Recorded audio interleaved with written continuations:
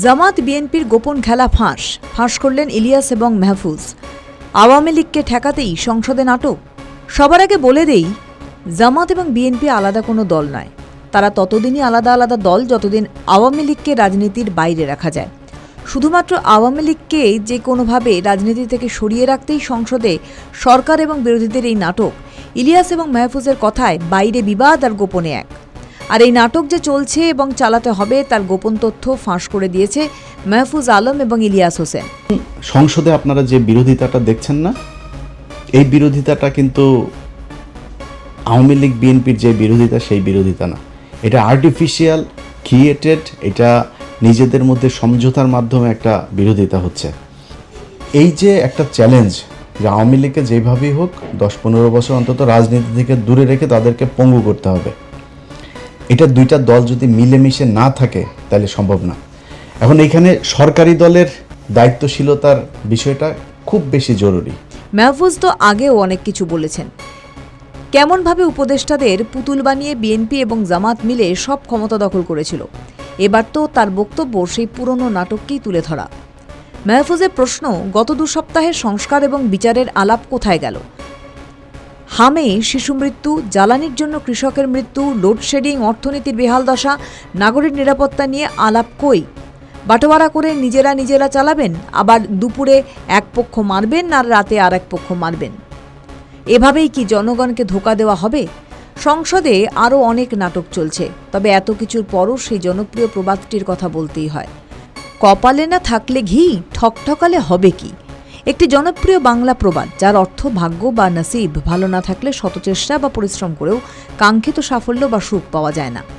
বিএনপির কপালও অনেকটা সেই রকম। যদিও তারা সাফল্য পায়নি তা নয়, বিএনপির সমস্যা হলো তারা এই সাফল্য বা সুখ ধরে রাখতে পারবে কিনা।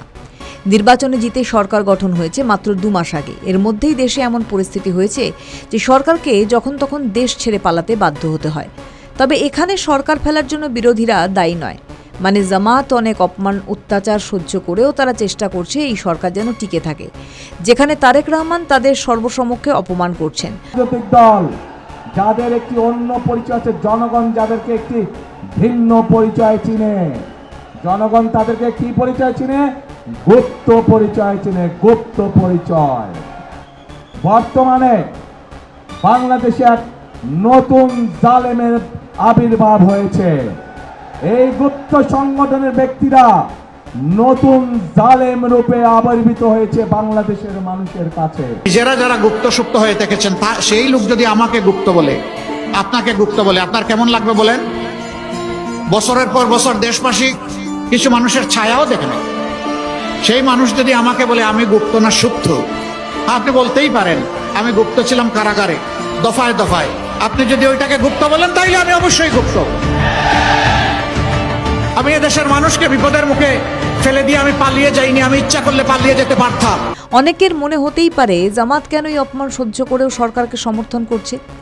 বিরোধী হিসেবে বিএনপি থাকলে দেশের এই ভয়ঙ্কর পরিস্থিতির জন্য তারা অন্তত 10 বার হরতাল করত। কিন্তু জামাতের আমির শফিকুর রহমান বলছেন এই সমস্যা বৈশ্বিক কারণে সৃষ্টি হয়েছে, তাই আমরা সরকারকে সময় দিতে চাই। কিন্তু এটি আসল ঘটনা নয়।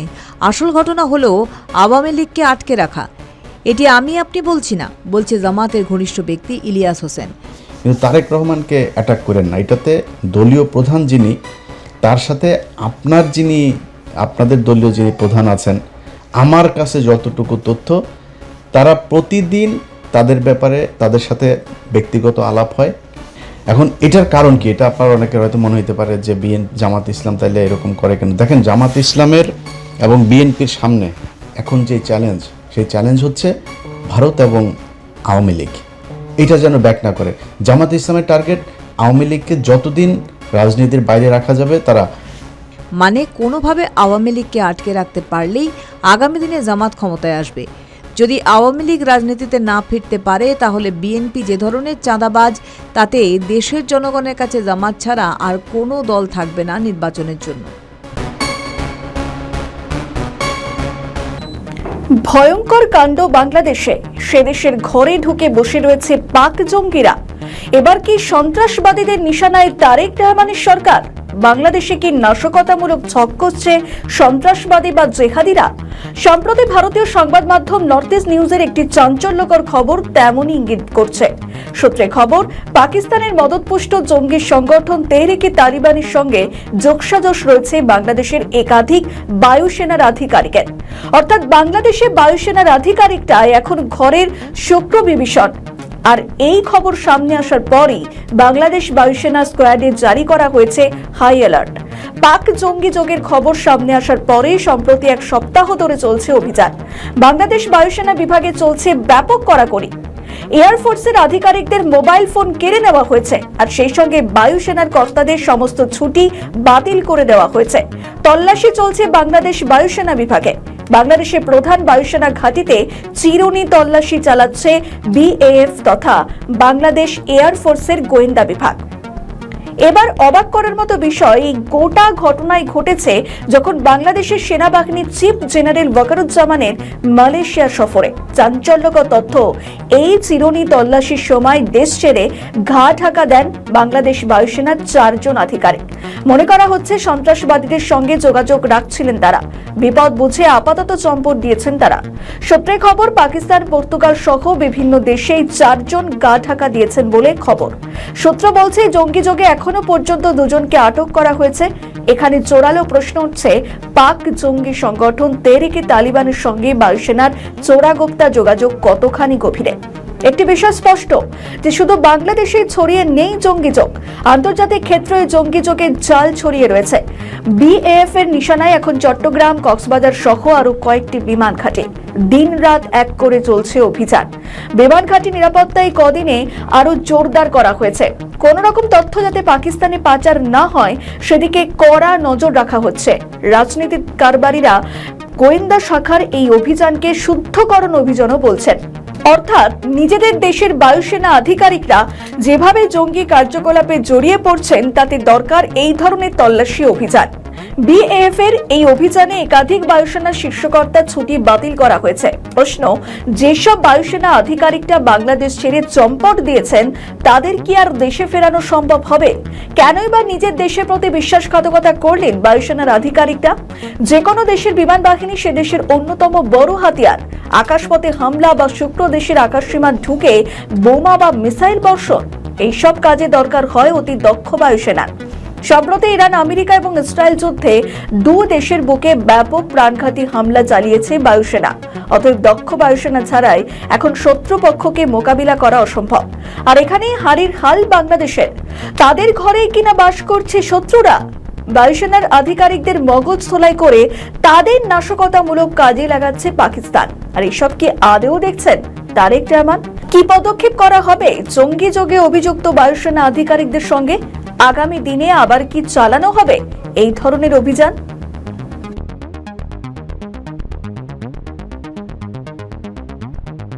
নয়াদিল্লিতে অসুস্থ বাংলাদেশের প্রাক্তন প্রধানমন্ত্রী শেখ হাসিনা। দলীয় সূত্রে খবর, বর্তমানে তিনি অসুস্থ হয়ে নিউ দিল্লির চিকিৎসাধীন রয়েছে। তার শারীরিক অবস্থা নিয়ে রাজনৈতিক মহল ও সাধারণ মানুষের মধ্যে উদ্বেগ ছড়িয়ে পড়েছে। দলীয় ঘনিষ্ঠ সূত্রগুলি জানায়, হঠাৎ শারীরিক অসুস্থতা অনুভব করলে তাকে দ্রুত চিকিৎসার জন্য নয়াদিল্লির একটি হাসপাতালে নিয়ে যাওয়া হয়। চিকিৎসকরা তাকে পর্যবেক্ষণে রেখেছেন এবং প্রয়োজনীয় পরীক্ষা নিরীক্ষা তার চলছে। যদিও তার অসুস্থতার প্রকৃতি সম্পর্কে বিস্তারিত কিছু জানানো হয়নি, তবে সংশ্লিষ্টরা জানিয়েছেন যে তিনি চিকিৎসকদের নিবিড় পর্যবেক্ষণে আছেন এবং পরিস্থিতি নিয়ন্ত্রণে রয়েছে আপাতত। এদিকে শেখ হাসিনার অসুস্থতার খবর ছড়িয়ে পড়ার পর দেশ জুড়ে উদ্বেগ তৈরি হয়েছে। দলীয় নেতাকর্মীরা তার দ্রুত সুস্থতা কামনা করেছেন। রাজনৈতিক মহলেও বিষয়টি নিয়ে আলোচনা শুরু হয়েছে। অন্যদিকে সাধারণ মানুষের মধ্যেও উদ্বেগ লক্ষ্য করা গেছে। সামাজিক যোগাযোগ মাধ্যমে অনেকেই শেখ হাসিনার সুস্থতা কামনা করে বার্তা দিচ্ছেন। কূটনৈতিক মহলেও বিষয়টি গুরুত্বের সঙ্গে কিন্তু দেখা হচ্ছে, কারণ শেখ হাসিনার নেতৃত্ব বাংলাদেশের অভ্যন্তরীণ রাজনীতি ছাড়াও আঞ্চলিক সম্পর্কের ক্ষেত্রেও গুরুত্বপূর্ণ ভূমিকা রাখে। হাসপাতাল সূত্রে জানা যাচ্ছে, হাসিনার শারীরিক অবস্থার উন্নতি বা অবনতি সম্পর্কে যাবতীয় তথ্য বিবৃতি দ্রুতই দেওয়া হবে। নতুন বাস্তবতায় আওয়ামী লীগ ভবিষ্যৎ নিয়ে বাড়ছে আলোচনা। বাংলাদেশের রাজনৈতিক অঙ্গনে আর সাম্প্রতিক পরিবর্তন ও অনিশ্চয়তার প্রেক্ষাপটে আওয়ামী লীগের ভবিষ্যৎ নিয়ে নতুন করে চর্চার কেন্দ্রবিন্দুতে আসছে বিষয়। দীর্ঘদিন ধরেই দেশের রাজনীতির কেন্দ্রবিন্দুতে থাকা দলটি এখন এক ভিন্ন বাস্তবতার মুখোমুখি, যেখানে আভ্যন্তরীণ সংগঠন, জনসমর্থন, আন্তর্জাতিক সম্পর্ক এবং রাজনৈতিক কৌশল সবকিছুই নতুনভাবে মূল্যায়নের প্রয়োজন দেখা দিয়েছে। দলীয় সভাপতি শেখ হাসিনার নেতৃত্বে আওয়ামী লীগ বিগত বছরগুলোতে উন্নয়ন, অবকাঠামো ও অর্থনৈতিক প্রবৃদ্ধিকে সামনে রেখে রাজনীতি করছে। তবে বর্তমান প্রেক্ষাপটে রাজনৈতিক প্রতিযোগিতা তীব্র হওয়ায় দলটির সামনে নতুন চ্যালেঞ্জ তৈরি হয়েছে। বিশেষ করে বিরোধী দলগুলোর সক্রিয়তা এবং জনমতের পরিবর্তন দলকে কৌশলগতভাবে পুনর্বিন্যাস করতে বাধ্য করছে বলে মনে করছে বিশ্লেষকরা। রাজনৈতিক পর্যবেক্ষকদের মতে রাজনীতির ময়দানে বাড়তি প্রতিযোগিতা, আন্তর্জাতিক পর্যায়ে নজরদারি এবং জনগণের প্রত্যাশা পরিবর্তন, এই তিনটি বিষয়ে আওয়ামী লীগের ভবিষ্যৎ পথ চলায় গুরুত্বপূর্ণ প্রভাব ফেলতে পারে। ফলে ইতিমধ্যেই দলটির ভিতরে কৌশলগত আলোচনা বাড়ছে বলে সূত্রের খবর।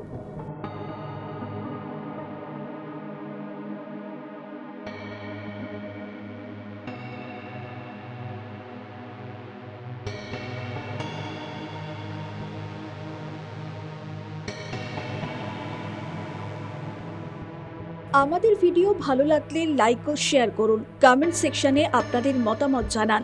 আরও ভিডিও পেতে আমাদের চ্যানেলটিকে সাবস্ক্রাইব করুন এবং প্রতি মুহূর্তে খবরের আপডেট পেতে প্রেস করুন বেল আইকন।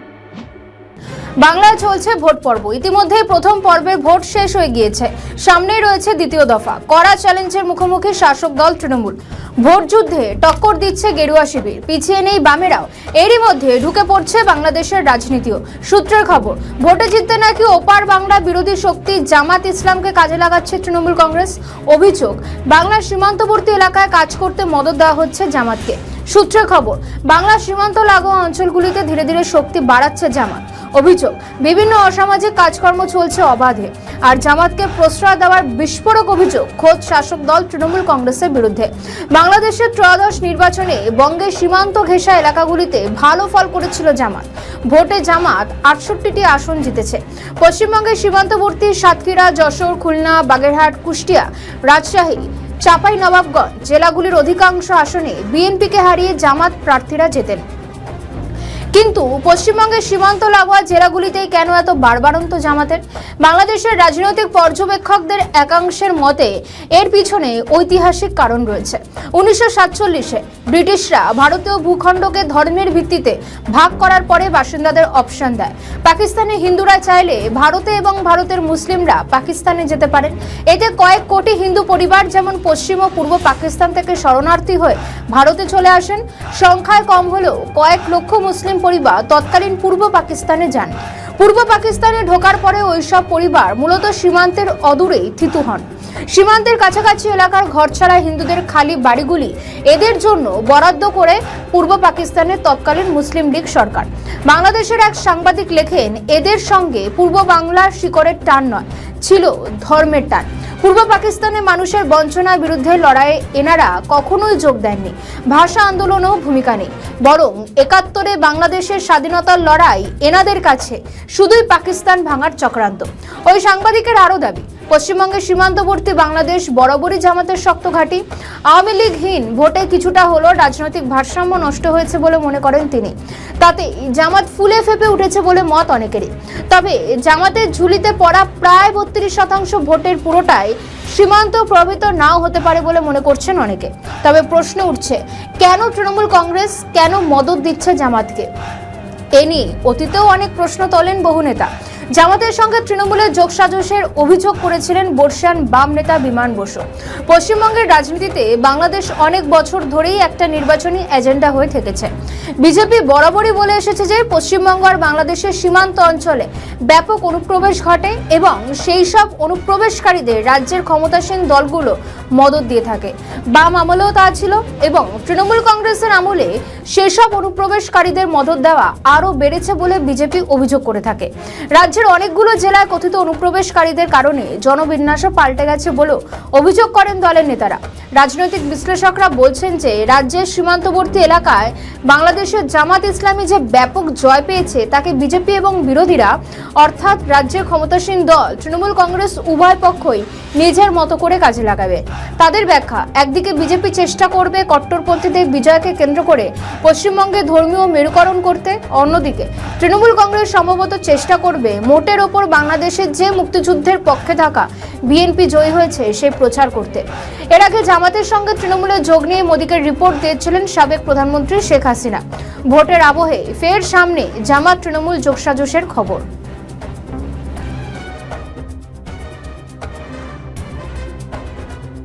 হাসিনা নেই বাংলাদেশের গদিতে, এর মধ্যেই গৃহযুদ্ধে ঝরাচ্ছে বাংলাদেশ। জাতীয় রাজনীতিতে বিএনপি ও জামাত পরস্পরের বিরুদ্ধে অবস্থা গ্রহণ করার মধ্যে তাদের সমর্থক ছাত্র সংগঠন ছাত্রলীগ ও ইসলামী ছাত্র শিবির শিক্ষাঙ্গনে মুখোমুখি অবস্থানে দাঁড়িয়ে আছে। দুপক্ষই সশস্ত্র সংঘাতের কারণে শিক্ষা প্রতিষ্ঠান বন্ধের মতো ঘটনাও ঘটেছে। আওয়ামী লীগ শাসনকালে ছাত্র শিবিরের নেতাকর্মীরা ছাত্রলীগের অংশ হয়ে ক্যাম্পাসে তৎপরতা চালিয়ে গিয়েছেন। তাদেরকে এখন গুপ্ত বলে আক্রমণ করছে ছাত্রদল। এই নিয়ে সাম্প্রতিক উত্তেজনা। চট্টগ্রাম সরকারি সিটি কলেজে মঙ্গলবার দুপক্ষের সংঘর্ষ হয়। এর জেরে বুধবার ঢাকা, জাহাঙ্গীরনগর, চট্টগ্রাম ও জগন্নাথ বিশ্ববিদ্যালয় সহ বিভিন্ন ক্যাম্পাসে নতুন করে দেওয়াল লিখন ও গ্রাফিতি আঁকে ছাত্রদল। ঢাকা বিশ্ববিদ্যালয় মধুর ক্যান্টিন, কলা ভবন ও ডাকসু সংলগ্ন দেয়াল সহ বিভিন্ন হলে গুপ্ত রাজনীতির বিরুদ্ধে স্লোগান লিখেছেন ছাত্রদল কর্মীরা। জাহাঙ্গীরনগর ও চট্টগ্রাম বিশ্ববিদ্যালয় ক্যাম্পাসেও গুপ্ত থেকে আশ্রয় চাই এই ধরনের গ্রাফিতি দেখা গিয়েছে। জগন্নাথ বিশ্ববিদ্যালয় ছাত্রদল কর্মীদের দেওয়ালে লিখতে দেখা গিয়েছে গুপ্ত যাদের অবস্থান তাদের বাড়ি পাকিস্তান। ঢাকা বিশ্ববিদ্যালয়ের ছাত্রদলের দফতর সম্পাদক মল্লিক ওয়াসি উদ্দিন তামি বলেন, এটি ছাত্রদলের কোনো কেন্দ্রীয় কর্মসূচি নয়। ছাত্র শিবিরের কার্যক্রমের প্রতিবাদে ছাত্র দলের কর্মীরা নিজের উদ্যোগে এটি বাস্তবায়ন করেছে। দুই ছাত্র সংগঠনের মুখোমুখি অবস্থানের মধ্যে সাধারণ শিক্ষার্থীরা বিরক্ত। ঢাকা বিশ্ববিদ্যালয়ের গণসংযোগ ও সাংবাদিকতা বিভাগের এক শিক্ষার্থী বলেন, আমরা চেয়েছিলাম একটি দখলদার মুক্ত ক্যাম্পাস, কিন্তু এখন যেভাবে গ্রাফিতি ছেঁড়া বা ধাওয়া চলছে এতে শিক্ষার্থীদের মধ্যে আবারও সেই পুরনো সংঘাতময় রাজনীতির আতঙ্ক ছড়িয়ে পড়েছে। ঢাকা বিশ্ববিদ্যালয়ের রাষ্ট্রবিজ্ঞান বিভাগের অধ্যাপক সাব্বির আহমেদ টাইমসকে বলেন, দুই পক্ষই ক্যাম্পাসে নিজেদের আধিপত্য বজায় রাখতে চায়। আধিপত্য প্রতিষ্ঠার লড়াই থেকে সংঘাত তৈরি হচ্ছে এবং সামনের দিনগুলোতে এই সহিংসতা আরও বাড়তে পারে। এর মধ্যে ফেসবুকে একটি ফটো শেয়ারকে কেন্দ্র করে বৃহস্পতিবার ঢাকা বিশ্ববিদ্যালয় এলাকায় ছাত্রদল ও ছাত্র শিবিরের মধ্যে উত্তেজনা ছড়িয়ে পড়ে। এতে সাংবাদিক ও ঢাকা বিশ্ববিদ্যালয় কেন্দ্রীয় ছাত্র সংসদের কয়েকজন নেতা সহ একাধিক ব্যক্তিকে মারধরের অভিযোগ ওঠে ছাত্রদলের বিরুদ্ধে। প্রধানমন্ত্রীর কন্যা জাইমা রহমানকে নিয়ে আপত্তিকর একটি কার্টুন ছড়িয়ে দেওয়ার পর শাহবাগে অবস্থান নেন ছাত্রদলের নেতাকর্মীরা। তারা শিবির বিরোধী বিভিন্ন স্লোগান দেন। এক পর্যায়ে ঢাকা বিশ্ববিদ্যালয়ের ছাত্র সংসদ ও শিবির নেতা এবি জুবায়ের ও মুসাদিক আলী ইবনে মোহাম্মদের নেতৃত্বে ছাত্র শিবিরের কর্মীরা থানায় গেলে তাদের উপর হামলার ঘটনা ঘটে। বিশ্ববিদ্যালয়ের শিবির নেতা আব্দুল্লাহ আল মাহমুদ সন্ধ্যায় থানায় উপস্থিত ছিলেন। ছাত্রদলের অভিযোগ, তিনি ফেসবুকে একটি ফটোর মাধ্যমে জাইমা রহমানকে নিয়ে কটূক্তি করেছেন। তবে মাহমুদ দাবি করেছেন ফটো কার্ডটি ভুয়ো এবং এ বিষয়ে সাধারণ ডায়েরি করতে তিনি নিজেই থানায় যান।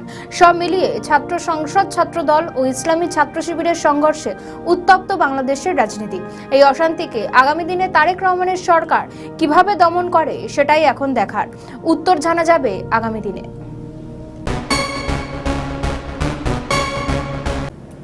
এখন সরকারে নেই আওয়ামী লীগ, কিন্তু পদ্মাপাড়ে জোর জল্পনা কিন্তু চলছে। এই জল্পনার কেন্দ্রবিন্দুতে রয়েছেন অবশ্যই শেখ হাসিনা, আর এই জল্পনাকে উস্কে দিয়েছেন হাসিনা জমানার আওয়ামী লীগের নেতা হাসান মাহমুদ। একটি পুরনো বক্তব্যকে ঘিরে দানা বেঁধেছে জল্পনা। হাসিনা সরকারের পতনের পর বাংলাদেশে চূড়ান্ত রাজনৈতিক অস্থিরতা তৈরি হয়। ক্ষমতায় এসে মোহাম্মদ ইউনূস একের পর এক ভুল সিদ্ধান্ত এবং নীতি নির্ধারণ করেন বলে অভিযোগ উঠেছিল, আর সেই সময় ভারতের সঙ্গে সম্পর্কের অবনতি ঘটতে থাকে। ওই সময়েরই একটি বক্তব্যে প্রাক্তন মন্ত্রী তথা আওয়ামী লীগের হাসান মাহমুদ বলেন, সঠিক সময়ে আওয়ামী লীগের প্রত্যাবর্তন কেউ ঠেকাতে পারবে না। বাংলাদেশে আওয়ামী লীগ ছাড়া কোনো বিকল্প শক্তি নেই বলেও দাবি করেন তিনি জোর দিয়ে বলেন, আওয়ামী লীগ শেখ হাসিনার নেতৃত্বে বাংলাদেশে ফিরে গিয়ে সরকার গঠন করবে।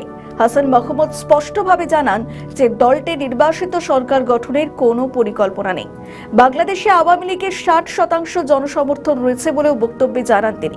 ত্রয়োদশ নির্বাচনে নিরঙ্কুশ জয় পেয়ে বাংলাদেশের সরকার গড়ে বিএনপি, এ নিয়েও সরব হয়েছিলেন তিনি।